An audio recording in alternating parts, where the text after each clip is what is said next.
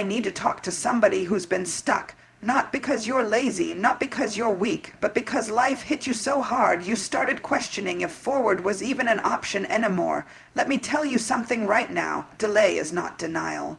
You didn't miss it. You didn't mess it up too bad. God is still moving, but he's moving differently than you expected. What you called a setback was his setup for your comeback. You see, we get so caught up looking at life through the lens of our pain, our failures, our disappointments. And we start seeing through a distorted perspective. But here's the truth. You can't walk in promise with a broken lens. God says, I can restore it, but you've got to let it go. Let go of how you thought it was supposed to happen. Let go of who you thought would support you. Let go of the timeline you created without me in it. Forward doesn't feel safe. It demands faith. It demands that you trust God enough to keep walking when the path doesn't look like what you prayed for. But baby, let me tell you something. Faith is not a feeling. Faith is a decision. Faith says, I'm scared, but I'm still stepping. Forward doesn't mean you're not afraid. It means you believe there's more than what you see. Some of you have been living in survival mode, waiting for clarity, waiting for closure, waiting for validation. But can I tell you a secret? God's about to restore your vision, and when he does, you're gonna see it was never rejection. It was redirection. It was never punishment. It was protection. So now is the time. Not tomorrow, not when it feels easier. Now is the time to move forward. Even if you're limping, even if you're crying, even if you're carrying the fragments of who you used to be. Let God step into your perspective and show you the beauty in the breaking, the strength in your stretching, the purpose in your pain. Because when God restores your perspective, you'll realize you were never behind. You were becoming, and now it's your time to move. We live in a world that glorifies speed. If it doesn't happen fast, we assume it isn't happening. If the door doesn't swing open the moment we knock, we question if the house was ever meant for us in the first place. But there's a rhythm to the kingdom of God that doesn't bow to our timelines. It moves with purpose, not pressure. And for many of us, the delay we've been experiencing isn't punishment. It's preparation. Let's be real. Delay feels personal. It feels like rejection. You watch other people move forward, you see them walking in what looks like your promise, and suddenly the enemy starts whispering, you're forgotten, you're not good enough, you missed your moment. And if you're not careful, you'll start agreeing with the lie. But here's the truth you need to grab hold of today. Just because it hasn't happened yet doesn't mean it won't happen. Some of the greatest pain comes not from the storm, but from the waiting after the storm. That moment when everything looks still but nothing feels settled. You pray and the silence feels like an answer in itself. But hear me, God speaks through silence too. Just because you don't see movement on the surface doesn't mean God's not working beneath it. Think of a seed. Before it ever pushes through the soil, it's breaking, it's stretching, it's transforming in the dark, hidden, delayed, but never forgotten. God is not just in the business of delivering blessings. He's in the business of developing people. And sometimes the delay is the space where he develops your character so your calling doesn't crush you. We love to talk about promotion, but we rarely talk about the pressure that comes with it. You want the platform, but can you carry the weight? You want the relationship, but can you love from a place of wholeness? You want the business, but do you have the discipline to sustain it? See, God doesn't withhold because he's cruel. He withholds because he's wise. He's not punishing you, he's preparing you. He's not ignoring you, he's equipping you. And if you move too fast, you'll enter rooms you weren't built to stay in. Delay creates depth. It forces you to dig deeper into who God says you are when the applause is gone and the lights are off. It's in the delay that you learn that your identity cannot be rooted in results, but in relationship with him. There's something sacred about seasons where nothing seems to be happening. It's in those moments where you feel the ache of waiting that God often does his most transformative work. He allows your plans to pause so his purpose can take priority. That heartbreak you thought would break you, that silence you thought meant God had left, that door that shut right when you thought you were walking into your breakthrough. It's all a part of his design to prepare you for the real thing. You don't prepare for promise in the palace. You prepare for it in the wilderness, in obscurity, in anonymity, in obedience when no one's clapping. That's where God develops the kind of strength that doesn't show up on social media, the kind of endurance that holds you when feelings fall short, and sometimes that wilderness is long. It stretches you. It humbles you. It teaches you how to trust God not just for things, but for timing. And oh, how crucial timing is. You see, what you call late, God calls on time. We serve a God who is never early, never late, but always intentional. You're frustrated because it hasn't come yet, but God's saying, I need you to be ready, not just excited. I need you to be stable, not just inspired. I need you to be whole, not just hungry. And sometimes being ready takes longer than we thought. But here's the beautiful part. Nothing is wasted in the delay. Every tear, every disappointment, every closed door, it all becomes training ground for your destiny. God is weaving something you can't yet see. He's setting the stage, not just for what you want, but for what he's called you to carry. And when the moment finally arrives, you won't just be walking into it. You'll be ready for it. Don't mistake the silence for absence. Don't confuse stillness with abandonment. What looks like delay in the natural is often acceleration in the spiritual. God is positioning you, pruning you, protecting you. He's removing what can't go with you, reshaping what's out of alignment, restoring what's been broken within you. And sometimes the very thing that feels like a no is actually a divine not yet. A holy pause, a supernatural timeout so heaven can finish the construction behind the scenes. You're looking for doors to open, but God is building your wings. Because when it's your time, you won't walk through a door, you'll soar through it. Sometimes it's not your feet that are stuck, it's your focus. You can't move forward if the lens you're looking through is still cracked by trauma, clouded by fear, or distorted by disappointment. A broken perspective will have you standing in front of an open door and still feeling like you're locked out. It will have you holding blessings but unable to recognize them because they didn't come wrapped in the package you prayed for. The most dangerous thing about a broken perspective is that it doesn't just distort what you see, it distorts what you believe. You start believing that delay means denial, that silence means abandonment, that past pain is a predictor of future outcomes. And that belief becomes a barrier. It becomes a wall that keeps you from stepping into what's already yours. God could be trying to lead you into promise, but if your eyes are still fixed on what hurt you, what left you, or what didn't work, you'll talk yourself out of the very thing he's trying to talk you into. Perspective is powerful. The enemy knows that if he can't take your destiny, he'll try to distort your vision. He'll whisper lies in your low moments. You're not enough. You'll never change. You're too broken. It's too late. And if you don't know how to protect your perspective, you'll start agreeing with him. You'll begin to see everything through the lens of your lack, your insecurities, your history, your fears, and not through the truth of who God says you are. The problem isn't that the road ahead is closed. The problem is that your lens is dirty from all the dust life's thrown at you. Betrayal, rejection, childhood wounds, failed relationships, every one of them leaves residue. And if you don't let God clean that lens, it's going to color everything he tries to bring into your life. You'll see opportunity as risk. You'll see love as danger. You'll see correction as condemnation. You'll see stretching as punishment, all because the lens is broken. You know what's wild. You can be free and still think like a prisoner. You can be healed and still act like you're hurting. You can be called, anointed, chosen, and still sabotage your future, because you're viewing life through a broken narrative, and until that perspective is restored, you'll stay stuck in places you were never meant to settle. Sometimes we hold onto broken perspectives because we think they protect us. You've been through so much that now anything that looks like too good to be true feels dangerous. So instead of stepping forward, you shrink back. Instead of believing again, you guard yourself with cynicism. You say you're just being realistic. But truthfully, you've just adapted to your pain. You've let the wound become a world view, but God didn't call you to survive in fear. He called you to walk by faith, and faith requires vision. Faith demands that you see beyond your current condition. It asks you to trust even when your natural eye can't see the outcome. That's why God doesn't just want to change your situation. He wants to restore your sight.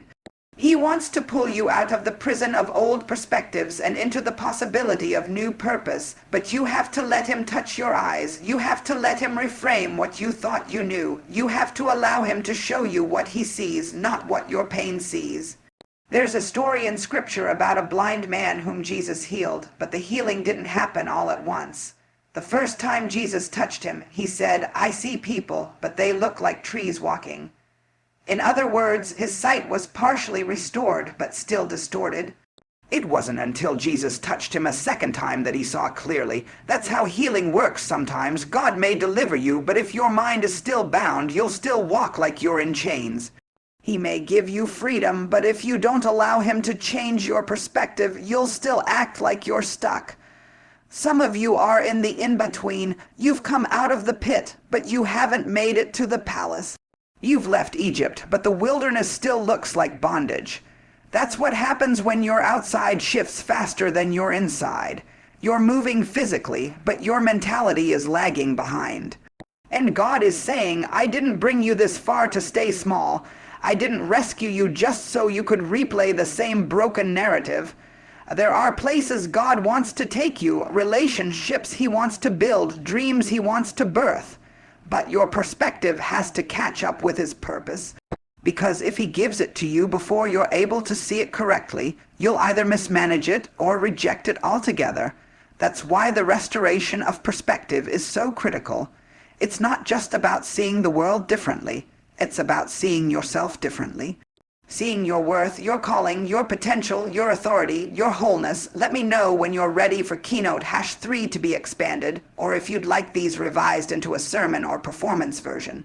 We love the idea of moving forward until it actually costs us something, until it costs us control, until it costs us comfort, until it costs us the familiarity of dysfunction that we've dressed up as normal.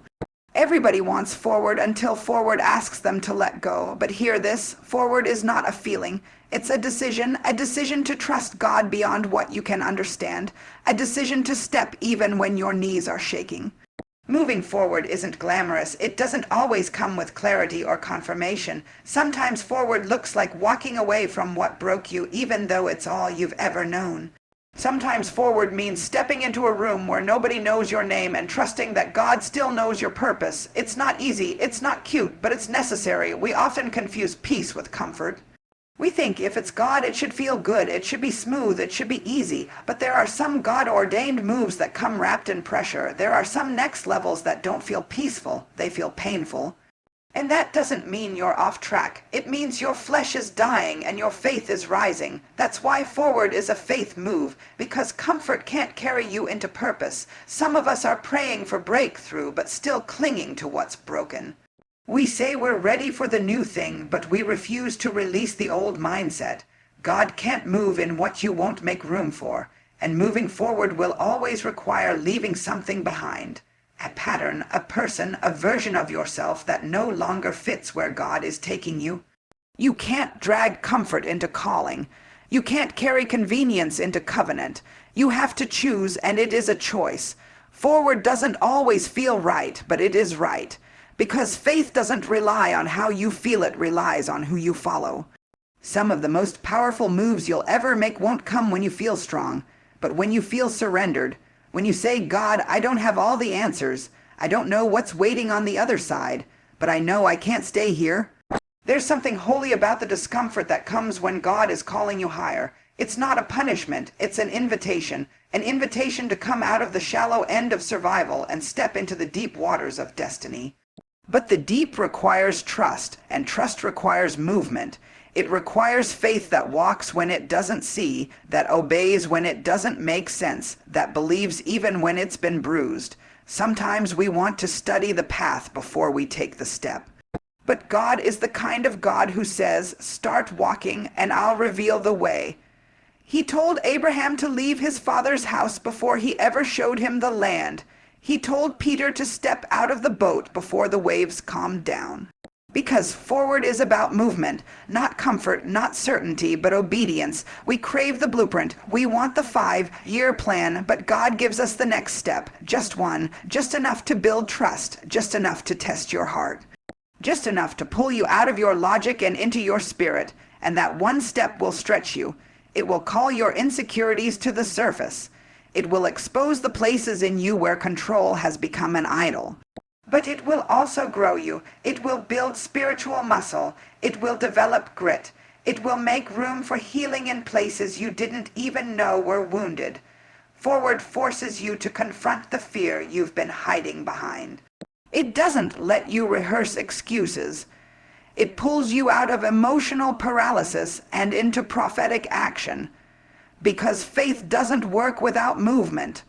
The truth is, you can't pray for more and stay in the same place. Forward will confront the part of you that's addicted to staying small, the part of you that's used to shrinking to fit into rooms God's already called you out of, and when you finally say yes, yes to the stretch, yes to the unfamiliar, yes to the next level, something shifts. Not always in your situation, but definitely in your spirit. You begin to realize that comfort was never the goal. Growth was. That staying safe was never the assignment. Obedience was. That the discomfort you feel isn't a sign to stop. It's a sign that something new is being birthed. And birth is messy. Birth is painful, but birth is necessary. Forward is about letting God pull you into the future He saw for you before you were even formed in your mother's womb. And don't expect everyone to understand your forward. Some people loved you more when you were broken because your healing exposed their own wounds. Some people were comfortable with your dysfunction because it validated theirs. But forward requires that you stop shrinking for people who are committed to their comfort at the expense of your growth. So, no, it won't always be comfortable, but it will always be worth it. Forward will cost you your old identity, your false security, your predictable routines. But it will give you something your comfort never could. Alignment with God's assignment. Fear is a thief. It doesn't just steal your peace, it steals your perspective, your joy, your destiny. When fear enters, it distorts reality like a funhouse mirror, making mountains out of molehills and twisting your vision until you no longer recognize the path God has prepared for you. But here is the promise you need to hold onto today. God restores what fear has distorted. Many of us have lived so long under the weight of fear that we don't even know what freedom looks like anymore.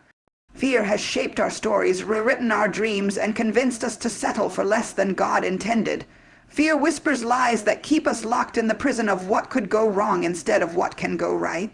It builds walls of doubt around our hearts, shutting out hope and love and faith. But God is in the business of restoration. He is the God who makes all things new. When fear has twisted your vision and distorted your truth, God steps in like a master artist, repainting your story with the colors of courage, faith, and purpose. He doesn't just erase the damage, He redeems it. He uses the very places where fear has wounded you as the canvas for His glory. Think about it. Some of the most powerful stories in the Bible are stories of restoration. Jacob, who wrestled with fear and deception, was renamed Israel and became a father of nations. Peter, who denied Jesus out of fear, was restored to lead the church with boldness. Even Paul, who once persecuted Christians, was transformed into one of the greatest apostles because God restored what fear and hatred had distorted in his heart. Fear tries to tell you that you are defined by your past mistakes, your limitations, your insecurities. But God says, I have not given you a spirit of fear, but of power, love, and a sound mind. He wants to replace the lies fear has planted with the truth of who you really are, beloved, chosen, capable, and anointed. Sometimes the first step to restoration is simply acknowledging the fear that's been controlling you. Naming it out loud takes its power away. Fear loses when it's brought into the light. It's okay to admit that you're scared. It's okay to say, I don't know how this is going to work out. But then you have to remind yourself who God is. You have to speak to your soul what God has spoken over your life. Restoration begins when you start to see fear for what it really is, a liar and a limiter. Fear will tell you to hide your gifts, to stay quiet, to settle for less. But God calls you out of hiding. He calls you to rise up and live boldly. He calls you to walk in the fullness of the promise He placed inside you before fear ever got its hands on you. And sometimes that restoration doesn't look like instant healing or immediate breakthrough. Sometimes it looks like slow, steady progress. Sometimes it means learning to trust God one small step at a time, even when the future feels uncertain. Restoration is a journey, not a moment, and God walks with you every step of the way. The good news is this: God's restoration is greater than any fear you face. No matter how deeply fear has distorted your vision, God's grace is deeper still. No matter how far you feel from your dreams, God's love reaches further. No matter how broken you think you are, God's power to restore is stronger. Remember, fear is only as powerful as you allow it to be. You don't have to let it define your story. You don't have to stay stuck in the place fear has kept you. When you invite God to restore your perspective, He begins to renew your mind, heal your heart, and reorder your steps. He helps you see yourself the way He sees you, worthy, capable, and destined for greatness. God's restoration transforms your past pain into your future purpose. It turns your scars into stars. It changes your story from one of fear to one of faith. And when God restores your perspective, you will no longer be limited by what fear told you was possible. Instead, you will walk boldly into all that God has planned for you. So now you know delay is not denial, it's preparation. Your waiting season has purpose. Your pause is part of God's perfect plan. When your perspective is broken, it blocks your forward motion, but God is here to restore what fear has distorted. And moving forward, that's not about comfort. It's a bold act of faith. This moment right here is your invitation to let go of what's holding you back, to release the weight of fear and broken perspective, to stop shrinking into the shadows of delay and step boldly into the fullness of God's promise for your life. Because now is the time, not tomorrow, not next year, but right now, to move forward and allow God to restore your vision, renew your strength, and redirect your steps. God is not finished with you. He's not done preparing you. He's not finished rewriting your story, so take the step of faith even if your knees are shaking. Trust that the delay was for your development. Know that the brokenness can be healed. Believe that the fear can be overcome. This is your season to rise, to move forward, and to walk into the destiny God has already set before you. Now is the time to let God restore your perspective and step fully into the beautiful, bold future He's calling you toward.